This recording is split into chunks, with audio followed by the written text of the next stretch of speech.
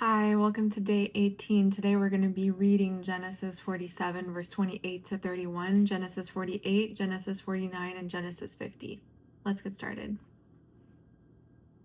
Genesis 47. Now Jacob lived in the land of Egypt 17 years, and his lifespan was 147 years. When the time approached for him to die, he called his son Joseph and said to him, "If I have found favor with you, put your hand under my thigh and promise me that you will deal with me in kindness and faithfulness. Do not bury me in Egypt. When I rest with my ancestors, carry me away from Egypt and bury me in their burial place." Joseph answered, "I will do what you have asked." And Jacob said, "Swear to me." So Joseph swore to him. Then Israel bowed in thanks at the head of his bed. Genesis 48. Jacob blesses Ephraim and Manasseh. Sometime after this, Joseph was told, "Your father is weaker," so he set out with his two sons, Manasseh and Ephraim. When Jacob was told, "Your son Joseph has come to you," Israel summoned his strength and sat up in bed. Jacob said to Joseph, "God Almighty appeared to me at Luz in the land of Canaan and blessed me. He said to me, 'I will make you fruitful and numerous. I will make many nations come from you, and I will give this land as a permanent possession to your future descendants. Your two sons born to you in the land of Egypt before I came to you in Egypt are now mine. Ephraim and Manasseh belong to me, just as Reuben and Simeon do. Children born to you after them will be yours and will be recorded under the names of their brothers with regard to their inheritance. When I was returning from Padan, to my sorrow Rachel died along the way. Some distance to Ephrath in the land of Canaan, I buried her there along the way to Ephrath, that is Bethlehem. Then Israel saw Joseph's sons. He said, "Who are these?" And Joseph said to his father, "They are my sons God has given me here." So Israel said, "Bring them to me, and I will bless them." Now his eyesight was poor because of old age. He could hardly see. Joseph brought them to him, and he kissed them and embraced them. Israel said to Joseph, "I never expected to see your face again, but now God has even let me see your offspring." Then Joseph took them from his father's knees and bowed with his face to the ground. Ephraim's greater blessing. Then Joseph took them both with his right hand, Ephraim, towards Israel's left, and with his left hand, Manasseh, toward Israel's right, and brought them to Israel. But Israel stretched out his hand and put it on the head of Ephraim the younger, and crossing his hands, put his left on Manasseh's head, although Manasseh was the firstborn. Then he blessed Joseph and said, "The God before whom my fathers Abraham and Isaac walked, the God who has been my shepherd all my life to this day, the angel who has redeemed me from all harm, may he bless these boys, and may they be called by my name, and the names of my fathers Abraham and Isaac, and may they grow to be numerous within the land." When Joseph saw that his father had placed his right hand on Ephraim's head, he thought it was a mistake, and took his father's hand to move it from Ephraim's head to Manasseh's.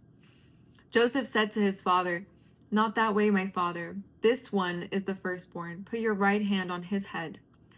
But his father refused and said, "I know, my son, I know. He too will become a tribe, and he too will be great nevertheless. His younger brother will be greater than he, and his offspring will become a populous nation." So he blessed them that day, putting Ephraim before Manasseh, when he said, "The nation Israel will invoke blessings by you, saying, 'My God, make you like Ephraim and Manasseh.'" Israel said to Joseph, "Look, I am about to die, but God will be with you, and will bring you back to the land of your fathers. Over and above what I am giving your brothers, I am giving you the one mountain slope that I took from the Amorites with my sword and bow." Genesis 49. Jacob's last words. Then Jacob called his sons and said, "Gather around, and I will tell you what will happen to you in the days to come. Come together and listen, sons of Jacob. Listen to your father Israel. Reuben, you are my firstborn, my strength and the firstfruits of my virility. excelling in prominence, excelling in power, turbulent as water. You will not excel because you got into your father's bed and you defiled it. He got into my bed. Simeon and Levi are brothers. Their knives are vicious weapons. May I never enter their council. May I never join their assembly, for in their anger they kill men, and on a whim they are hamstring oxen. Their anger is cursed, for it is strong, and their fury, for it is cruel. I will disperse them throughout Jacob and scatter them throughout Israel. Judah, your brothers will praise you. Your hand will be on the necks of your enemies. Your father's sons will bow down to you. Judah is a young lion. My son, you return from the kill. He crouches, he lies down like a lion or a lioness. Who dares to rouse him? The scepter will not depart from Judah, for the staff from between his feet, until he whose right it is comes, and the obedience of the peoples belong to him. He ties his donkey to a vine, and the colt of his donkey to the choice vine. He washes his clothes in wine, and his robes in the blood of grapes. His eyes are darker than wine, and his teeth are whiter than milk. Zebulun will live by the seashore, and will be a harbor for ships, and his territory will be next to Sidon. Issachar is a strong donkey, lying down between the saddlebags.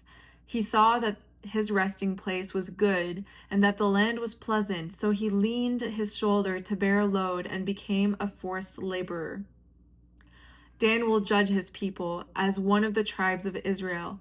Dan will be a snake by the road, a viper beside the path, that bites the horse's heels, so that its rider falls backward. I wait for your salvation, Lord. Gad will be attacked by raiders, but he will attack their heels. Asher's food will be rich, and he will produce royal delicacies. Naphtali is a doe set free that bears beautiful fawns. Joseph is a fruitful vine beside a spring. Its branches climb over the wall. The archers attacked him, shot at him, and were hostile toward him. Yet his bow remained steady, and his strong arms were made agile by the hands of the mighty one of Jacob.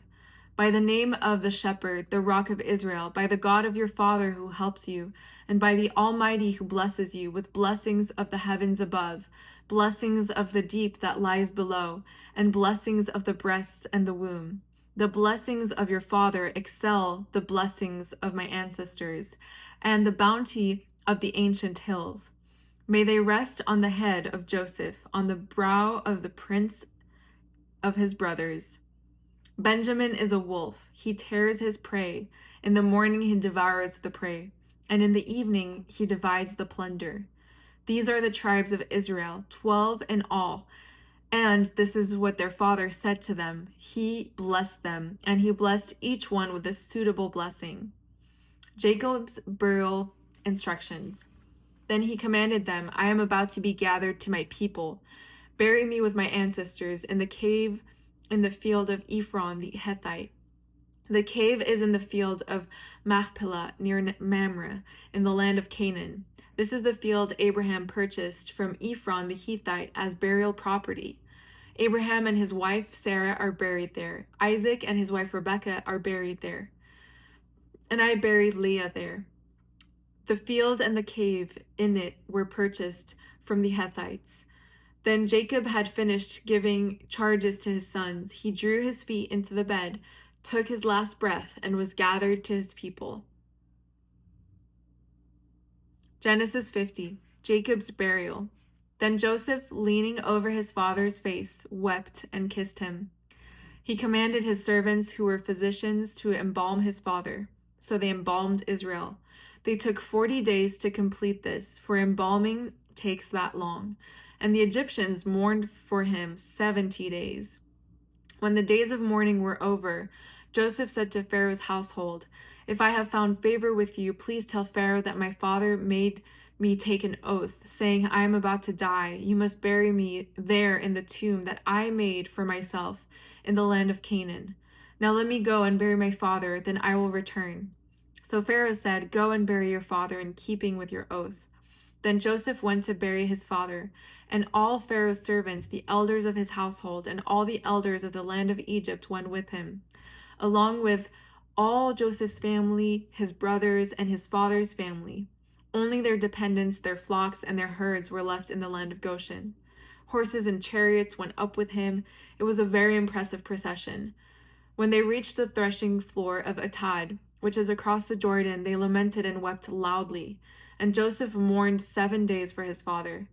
When the Canaanite inhabitants of the land saw the mourning at the threshing floor of Atad, they said, "This is a solemn mourning on the part of the Egyptians."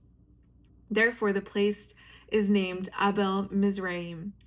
It is across the Jordan. So Jacob's sons did for him what he had commanded them. They carried him to the land of Canaan and buried him in the cave of Machpelah in the field near Mamre, which Abraham had purchased as burial property from Ephron the Hittite. After Joseph buried his father, he returned to Egypt with his brothers and all who had gone with him to bury his father. Joseph's kindness. When Joseph's brothers saw that their father was dead, they said to one another, "If Joseph is holding a grudge against us, he will certainly repay us for all the suffering we caused him." So they sent this message to Joseph. "Before he died, your father gave a command. Say this to Joseph: 'Please forgive your brother's transgression and their sin, the suffering they caused you. Therefore, please forgive the transgression of the servants of the God of your father.'" Joseph wept when their message came to him. His brothers also came to him, bowed down before him, and said, "We are your slaves." But Joseph said to them, "Don't be afraid. Am I in the place of God? You planned evil things against me. God planned it for good to bring about the present result, the survival of many people. Therefore, don't be afraid. I will take care of you and your children." And he comforted them and spoke kindly to them. Joseph's death. Joseph and his father's family reigned in Egypt. Joseph lived 110 years. He saw Ephraim's sons to the 3rd generation. The sons of Manasseh's son, Machir, were recognized by Joseph. Joseph said to his brothers, "I am about to die, but God will certainly come to your aid and bring you up from this land, to the land he swore to give to Abraham, Isaac, and Jacob." So Joseph made the sons of Israel take an oath. "When God comes to your aid, you are to carry my bones from here." Joseph died at the age of 110. They embalmed him and placed him in a coffin in Egypt. All right, that was day 18. Great. It's 3:33 p.m. in LA, and I'll see you tomorrow. Bye.